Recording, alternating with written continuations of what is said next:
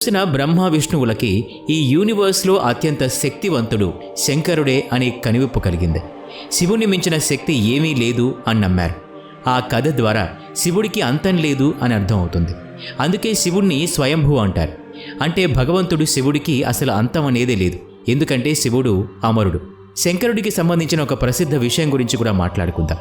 బ్రహ్మ శివుడికి తండ్రి అవుతాడు. ఈ స్టోరీ ప్రజల మధ్యలో చాలా ప్రసిద్ధి చెందింది.